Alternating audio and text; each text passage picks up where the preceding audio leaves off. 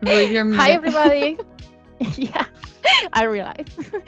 Hi, everybody. Sorry, I was muted. Thanks for joining us online for this panel. I'm Pilar, the marketing specialist of Terra Localizations, and today I'll be hosting this panel for you. As you may know by now, in the early days of video gaming, the industry primarily targeted boys, reflecting and perpetuating a stereotype of gaming as a male dominated hobby. However, over time, thanks to the efforts of passionate individuals, we have seen a significant shift towards inclusivity and diversity within the gaming community. This transformation has been driven by the recognition that gaming is enjoyed by people of all genders, backgrounds, and identities. This month, and especially today, we want to celebrate the progress made towards creating a more inclusive gaming environment, while acknowledging that there's still work to be done to ensure that everybody feels welcome and represented in this vibrant and ever-expanding medium. But first, let's meet the voices we have here today. I'll let each of our guests introduce themselves, so maybe we can start with you, Marina. Hi, everyone. It's very nice to be here. Thank you, Billy. My name is Marina Ilari. I am an ATA certified translator of Spanish and also CEO of Terra Translations and Terra Localizations. I've been working in localization for almost 2 decades with vast experience working as a linguist, as a project manager, QA, and now leading a team of more than 200 professionals at Terra. And since the beginning of my career, I've specialized in video game localization. I have a postgraduate degree as an expert in video game localization, and it's something I'm very passionate about as a localization professional, but also as a lifelong gamer. So, hi everyone, I'm Lara. I'm an English to Spanish translator and I work as a biz dev here at Terra. And I've loved video games since I was 6 years old, so I know a lot about the gaming industry. And I'm also a Women in Games ambassador because I like to support more representation and inclusivity in gaming. I can continue. Hi, everyone. My name is Melisa. I have a master's degree in policy and management, and I've been in the localization industry for 7 years. I worked as an account manager for 2 years and for 5 years, and a business development manager for 2 years. In this role, I was able to combine my passion for languages, video games, and social activities. I'm also part of Women in Localization, Women in Games ambassador as well, and a co-host of a podcast about video game localization called Open World. I'll go ahead and continue. Hi, everyone. My name is Sara. I am an Arabic LQA coordinator. And in terms of my education, I have a bachelor's and a master's in translation and interpretation. As a whole, languages and video games have been a part of my life ever since I was a kid. So you can imagine my surprise when I discovered that you can merge the two, and here I am. Hey, and last but not least, hey everybody. I'm Adri Carvajal. I'm the director of localizations at Terra. I lead a team of 40 localization project managers, quality assurance managers, and language specialists. And I've worked in the industry for over 12 years now. But honestly, working with video games is a dream come true, being an avid gamer. I love technology and solving problems, and I've found the sweet spot in localization, using tech to streamline processes and ultimately making everybody's life easier. Awesome presentations. I hope everybody gets to know you better after this panel. But before diving into this panel discussion, I want to encourage the audience to actively participate by submitting your questions for our panelists through the chat, which will be like here or here, depending on where are you seeing us now. We'll try to cover all your questions at the end of the session, so don't hesitate to share your queries, insights, and experiences with us, please. Now for our guests, I have the first question. How do you think representation of women and other diverse roles in video games have evolved over the years? What impact has this had on your gaming experience? Maybe we can start with Sara.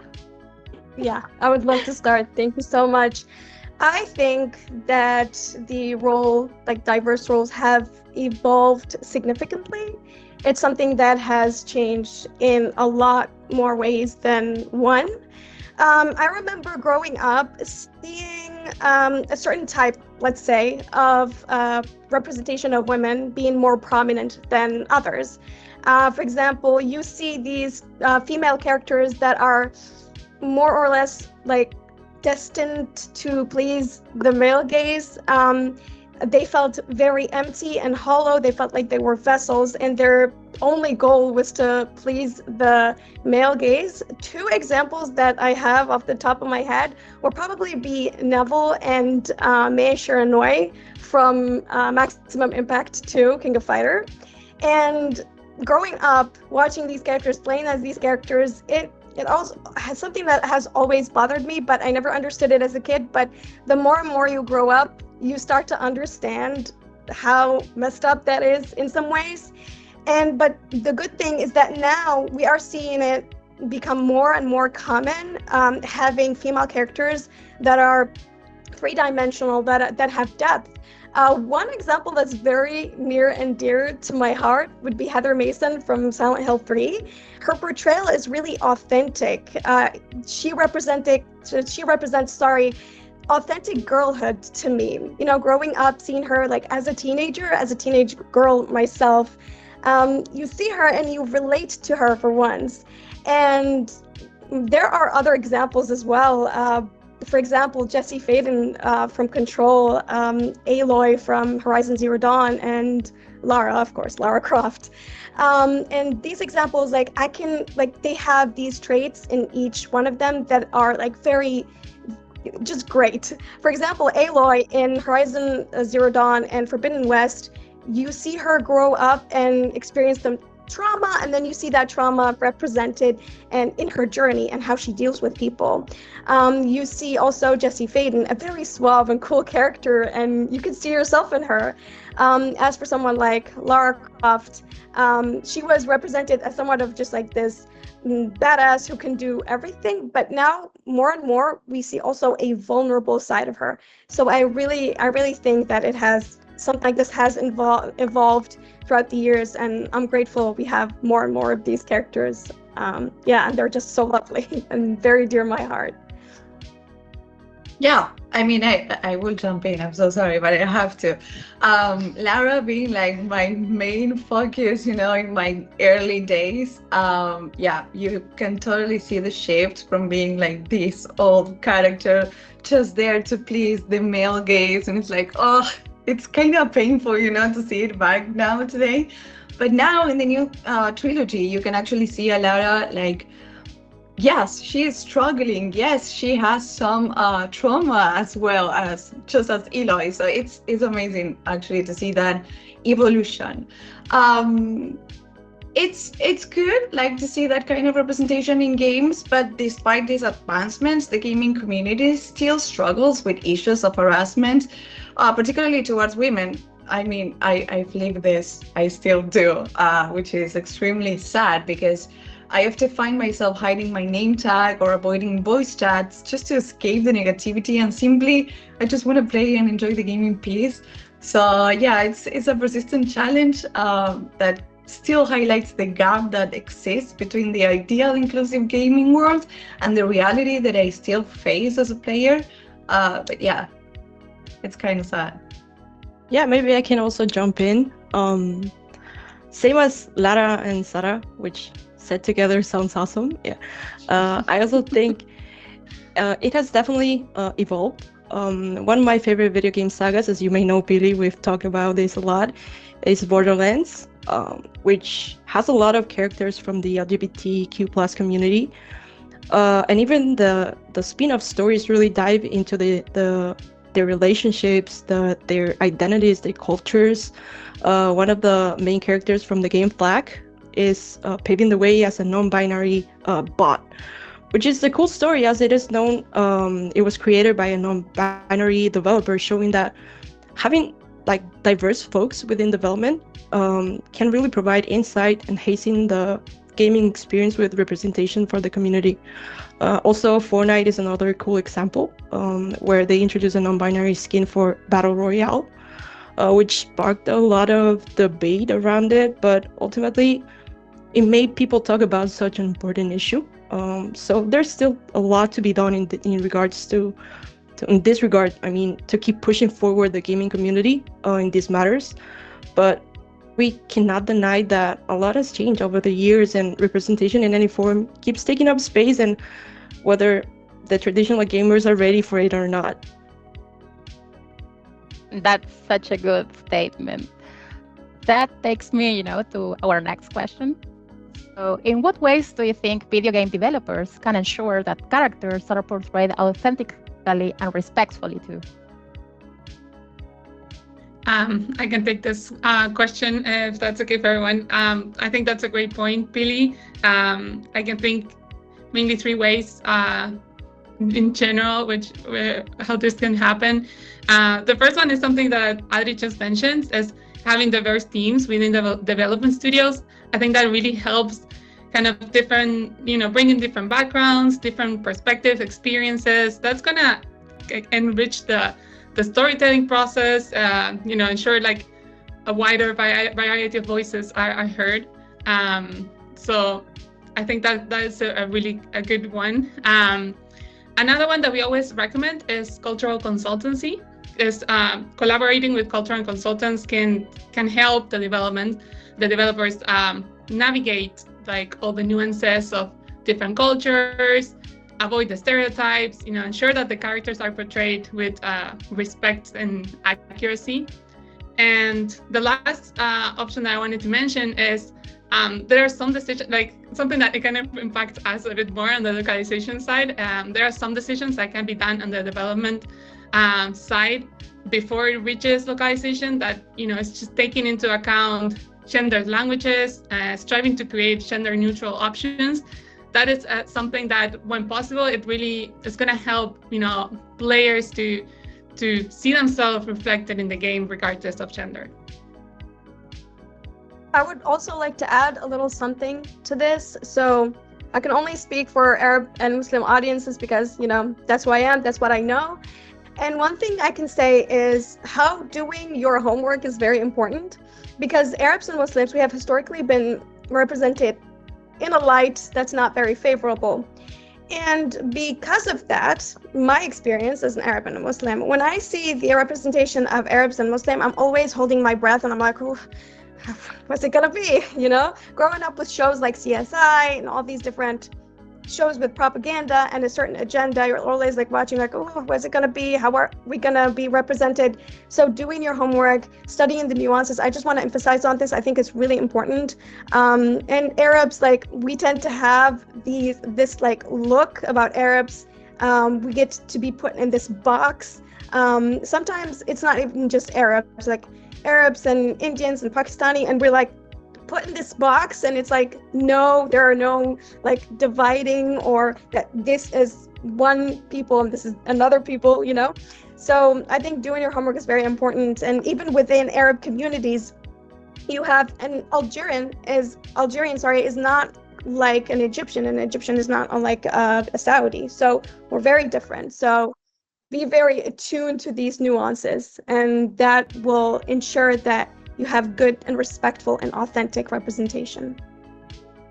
Yeah, I mean, I think I can sum it up in just like do research, do your homework. And I think for me, what will make the difference is seek feedback from the players, because we are here, like we exist, like don't take us for granted. And yeah, if you can launch a beta and I can join that beta, and you are actively like looking for female players or players from everywhere in the world, please just ask feedbacks from the players, because at the end of the day, we are going to be the ones playing your game. So yeah, I think that's key. Yes, I think it's great. Also, I'd like to know, the point of view of Adri. How can inclusion of these diverse voices and perspectives in game development teams can enhance the overall game experience, from the background of it, because it's what we do basically. So maybe you can help with here with this. Yeah, sure. Yeah, I can answer it from the perspective of leading a diverse team. I believe that video games just as a movie, are a vessel to tell stories of any kind. And I think that video game development requires a great team of people who bring their experience and perspective into the making. It's like when you make a dish, you add a lot of different ingredients, and all of those are going to add like flavor and complexity. So when you have a diverse team that comes with a cultural background and different personal experiences, it will be imminent that these members will contribute from that personal history. So speaking from my own experience as a trans neurodivergent gamer that comes from an interracial family, I can say that as a child, I would have loved to play a video game where there's positive representation of one of or all the labels that make me who I am today. And I think that including these voices from the development, it's very valuable because of the contribution they can make from their places, like from the art, the characters, the music, the development of the story, even the language. All these factors can definitely have an important meaning for the player in favor of representation, you know? Yeah, I would also like to add something. I feel like the question that was before this one about authentic representation and portrayals is actually related to this, because I think if you want to have an authentic portrayal, you're going to need the people who are going to relate to this portrayal. Yes, consultancy is very important and a lot of people employ it, but sometimes it's just not enough. And you need the people who relate to what you're talking about to be part of the decision making, and they need to be listened to, and they need to like have a huge hand when it comes to the making of this game. So yeah, I think these 2 points, they're very related. You cannot have one without the other. So yeah, that's very interesting and one thing to keep in mind for sure. So maybe I can ask for Mari's point of view. So to what steps can companies related to gaming take to ensure equal opportunities and representation for women in leadership positions within their organizations? I love that you're asking me this question. I'm very passionate about this topic and I have many, many thoughts on this, so bear with me. Well, first of all, implementing inclusive hiring practices. So companies, should develop and enforce hiring practices that actively reduce biases. And this includes creating job descriptions that attract a diverse pool of candidates, right? So using diverse hiring, panels, implementing those processes when possible. And it also applies to the vendors that you hire, take a look at minority-owned companies, women-owned companies in your industry, open opportunities to those companies. And mentorship, I'm huge on this one. So establishing mentorship, sponsorship programs that pair women with senior leaders who they can provide guidance, advocate for their advancement. I've been a mentor at the American Translators Association for many years, and I continue to be that. It brings me a lot of satisfaction to be able to give back that way. But that's a great thing companies can implement as well. Volunteer in relevant organizations. So encourage employees to volunteer in organizations such as Women in Games and Women in Localization. These organizations provide so many valuable networking opportunities, resources, support for women in the industry. Then something that's very, very important is training. And this is a constant thing, right? Offering leadership training programs tailored for women, so focusing on developing essential skills. At Terra, for example, we have continuous training on and training opportunities really for leaders in diversity, equity, and inclusion initiatives. This is very important for us. So, and talking about that, another initiative that can be really important is to create and to enforce a diversity, equity, and inclusion policy in your company that promotes a culture of inclusivity and respect. It's not just about what you say you support, it's really about the actions that you take to show that, right? Other things come to mind, like a supportive work environment, fostering that supportive and inclusive work environment, providing special interest group or resource groups for your employees, And of course, also celebrating and recognizing achievements within your team. This can be something so powerful to recognize and celebrate the achievements of women and everyone else in your organization. So that really can, inspire others also, and it demonstrates the company's commitment to supporting every community in every way possible. So I could go on and on, but I'm gonna stop. It's okay. We know you're super passionate about this, and I love that it's not a short list, but you have options there. So please go on and pick one that the one that suits your needs the best. And and like I always say, start with somewhere. Like assess what you have now. We can always do better. We can always level up, but it's important to take a sincere look at where you're at. I think that's a great piece of advice. Now it's my favorite part, because I want to know what successful examples of games that prioritize inclusion and diversity can you share with us, so others can learn from them. I know you all have your favorites, so please go. Maybe we can start with Meli. Thank you, Pili. Well, I love the work they did in Baldur's Gate 3, the last Game of the Year award winner. The customization options are endless, and you can select the character's gender identity regardless of the physical trait. So I thought that's very cool. On top of that, the gender you choose doesn't affect the choices you get in the game, including the romantic ones for all of the Astarion lovers out there. Like, I'm looking at you. This really, I think this really promotes a narrative where love and relationships are determined by personal choices and actions rather than gender or sexuality constraints. And I believe that Lion Studios really set the bar higher in regards to diversity and inclusion with this game.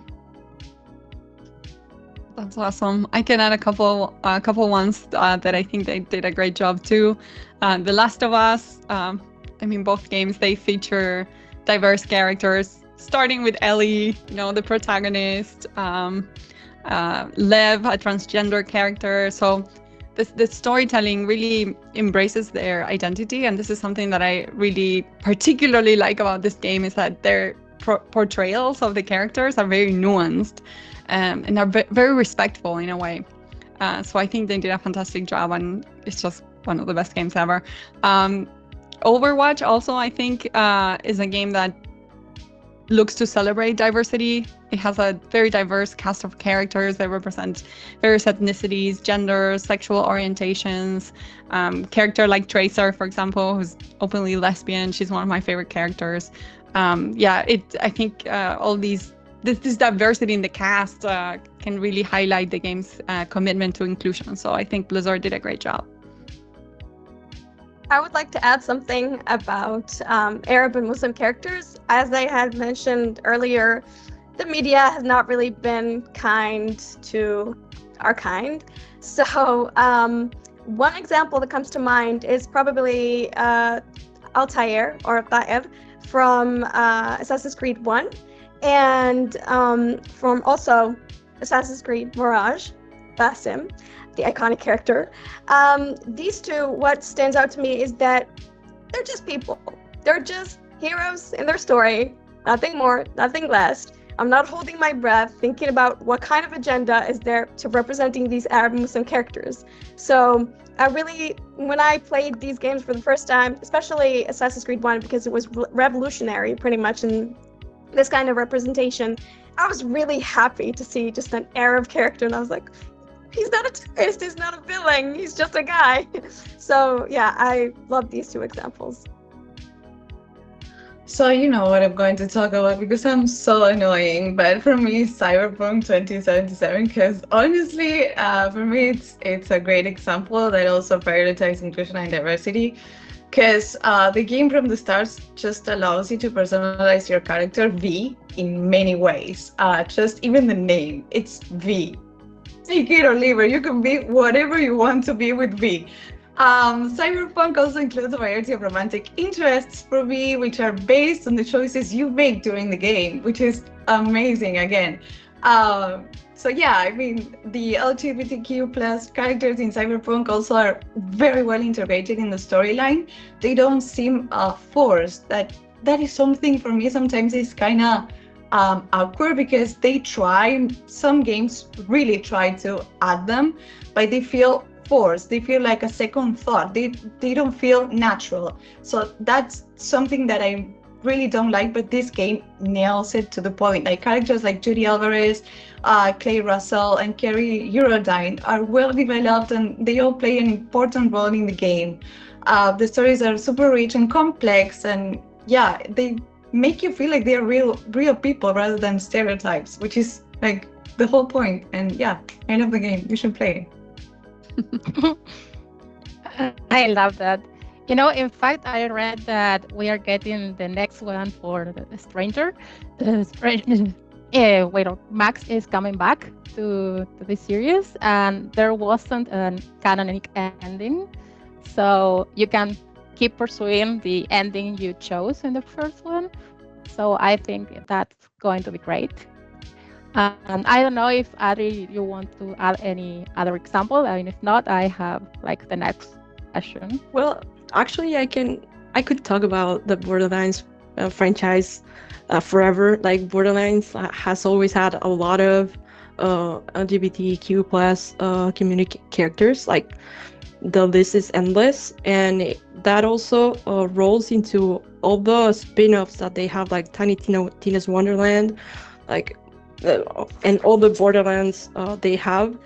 So I think that is the type of representation that we need, like making the characters feel completely natural, and that the interactions they have with other characters are not a big deal. Like oh my god, their yes. stories are right. Like yes. The stories are like that they don't make a big deal about the gender or the relationships they have between other characters, and I think that's the whole point.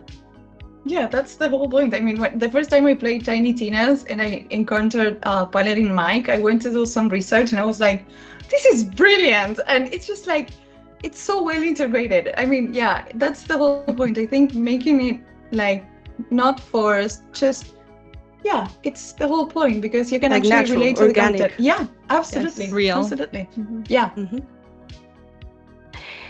Yes, in fact, some people are pointing Tiny Tina in the comments as well, so that's great because we are so aligned. Well, my last question before diving into what our audience has to say, it deals with AI, because with the rise of AI and generative AI, some people believe that these new personalized gaming experiences are surpassing any possible localization quality control. And indeed, one of the main concerns is that generative AI in dialogues could result in an unintended occurrence of hate speech and even unfair gameplay. So, as experts in localization and LQA, I'm sure you have a fair share of anecdotes about cultural misunderstandings and mishaps that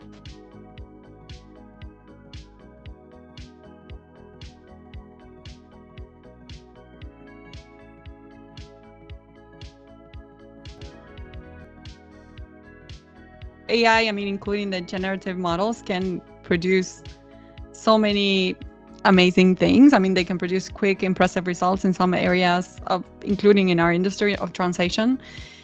However, these systems are trained on data that is inherently, I mean, it carries biases, and it can sometimes generate inappropriate or culturally sensitive material.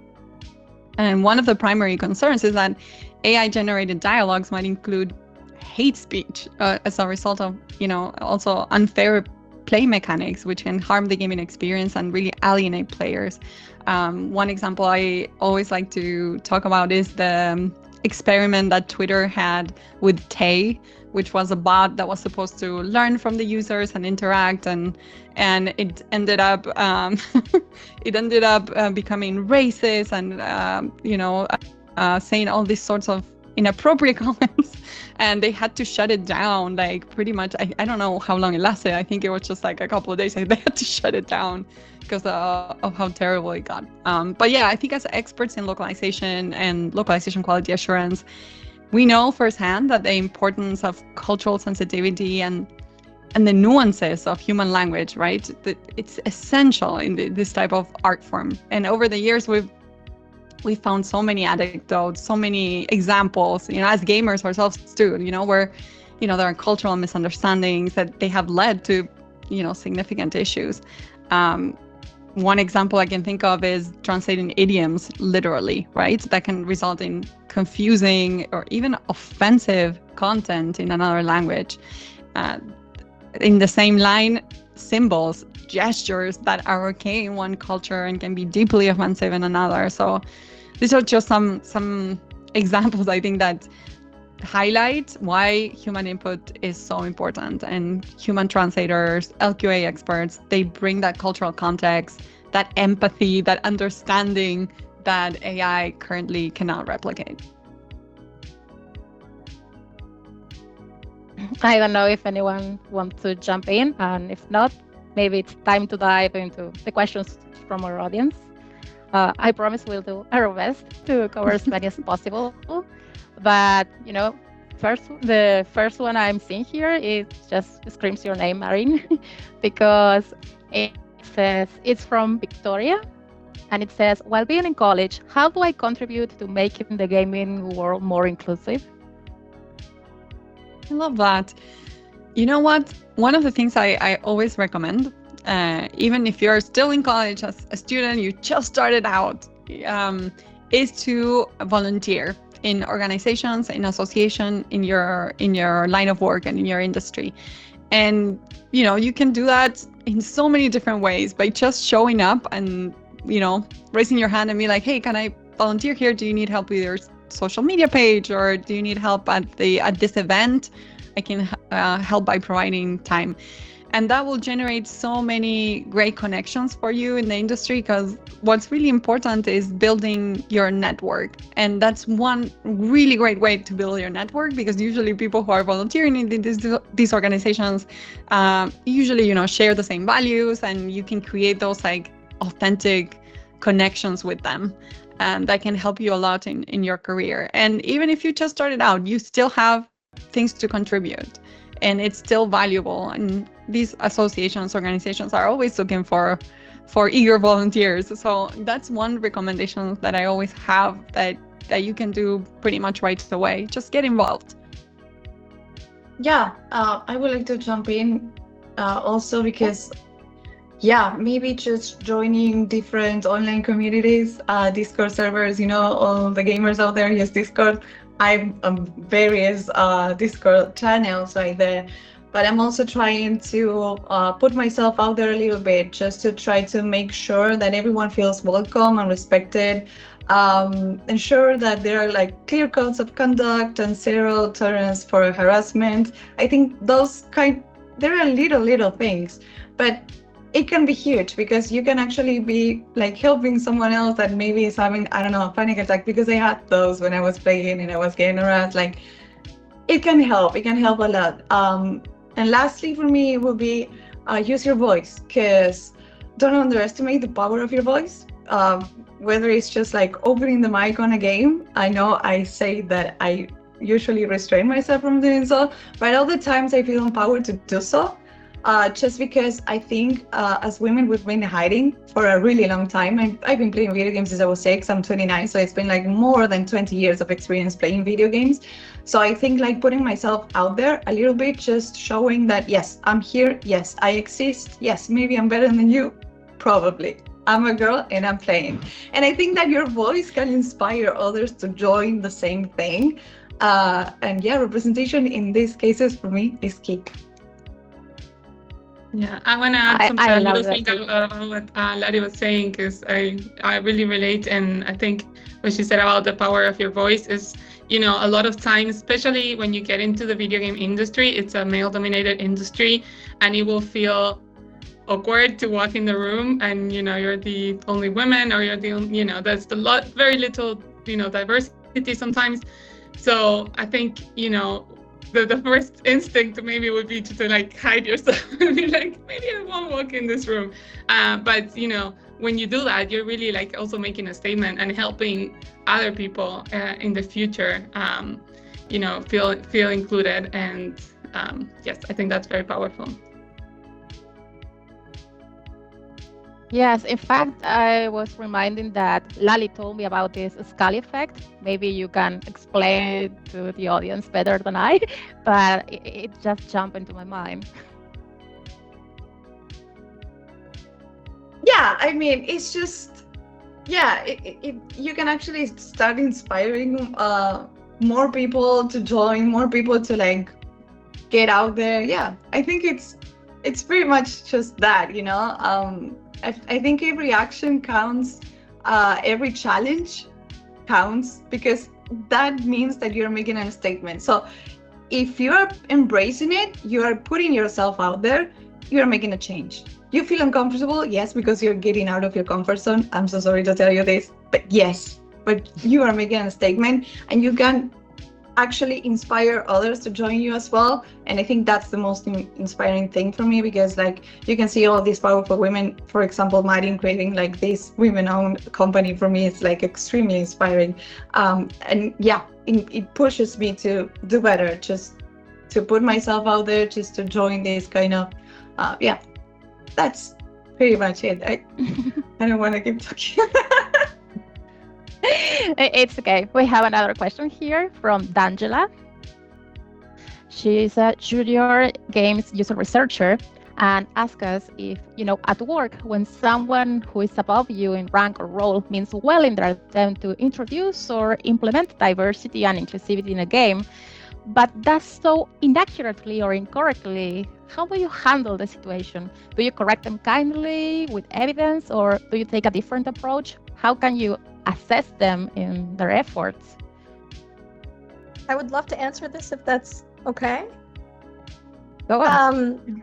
Definitely approach it. Thank you. Definitely approach it with kindness. I've been in situations where the other person, they just don't know. They just don't know. It's simple as that.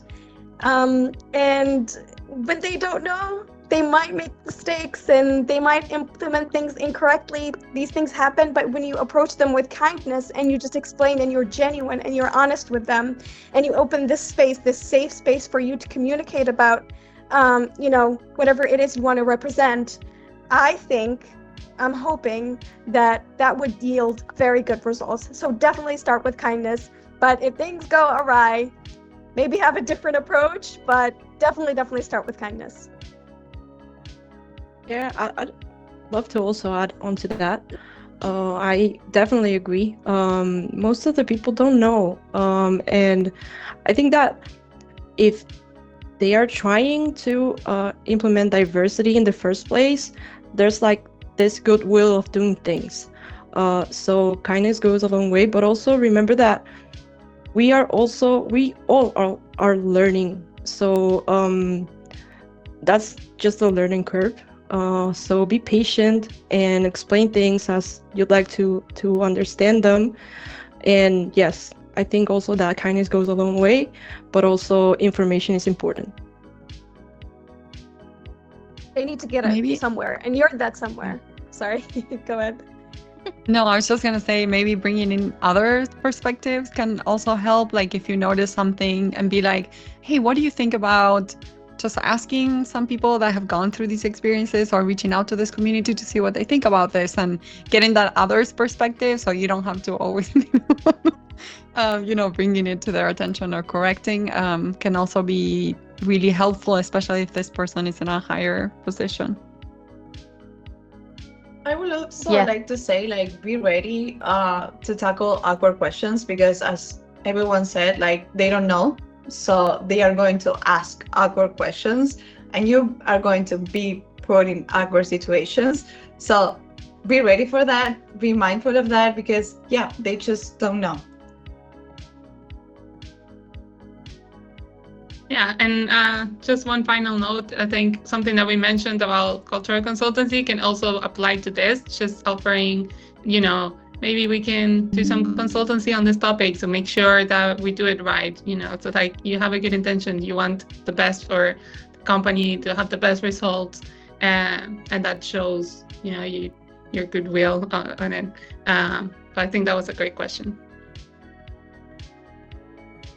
Yes, it was, and it sparked a lot of conversation. So I'm really glad. I don't see more questions on the chat. So sorry if it got misplaced somewhere, because I'm not seeing any other. So I think it's time for the wrap up. Thanks again for sharing your time and insights with us. Thanks to all of you for joining me here as well. It's been a pleasure. I hope those on the other side of the screen had a great time too. And thanks for joining us this live and taking your questions to the chat. Until next time. Thank you. Bye, everyone. Thank you. Bye bye.